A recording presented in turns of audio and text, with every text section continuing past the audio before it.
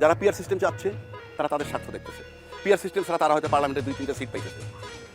আর যারা পিআরকে অপোজ করে, চাচ্ছে না, তারা পিআর আসলে পরে, পিআর না আসলে 200 সিট পেতে পারে, এবং 200 সিট পেলে পরে টোটাল রাজত্বটা তারা পার্লামেন্টে করবে।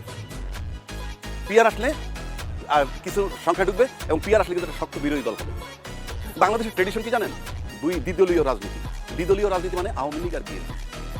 আপনি সব নির্বাচন বাদ দেন, 91, 96, 2001, 3টা নির্বাচন যদি ধরেন, সেকেন্ড টাইমকে কন্টিনিউ করে নাই, অল্টারনেটিভ হয়ে গেছে।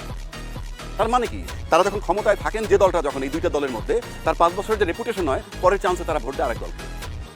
তাদের রেপুটেশন ভিতরে আবার যখন ইলেকশন আরেকটা দল আসে, মানে অন্য দলটা আসে। দ্বিদলীয় রাজনীতি। এই দ্বিদলীয় রাজনীতি তাদের একটা অলিখিত আন্ডারস্ট্যান্ডিংও আছে বলে আমার কাছে মনে হয়। কারণ আজকে যে আওয়ামী লীগ বিতাড়িত হয়ে গেল, তার সাথে জাতীয় পার্টির দোসর পর্যন্ত আপনি দেখেন খুব একটা বিরোধিতা কিন্তু নাই। যারা বিরোধ করলে পরে বড় একটা কিছু হয়, তারা কিন্তু বিরোধিতা করছে না। তারা যেমন বলতেছে আওয়ামী লীগকে নিষিদ্ধ করবে কি করবে না, সেটা জনগণের দায়িত্ব, জনগণ চিন্তা করবে। জনগণ যদি ভেক্কার, আপনি তো আপনার দলের যে কয়টা লোক আছে সেটা রিপ্রেজেন্ট করেন, আপনি তো 20 কোটি লোক রিপ্রেজেন্ট করেন না, এটা তারা বলে। আবার জাতীয় পার্টিকে নির্বাহী আদেশে নিষেধ করা সমর্থন করছি না আমরা, একটা দল বলতেছে।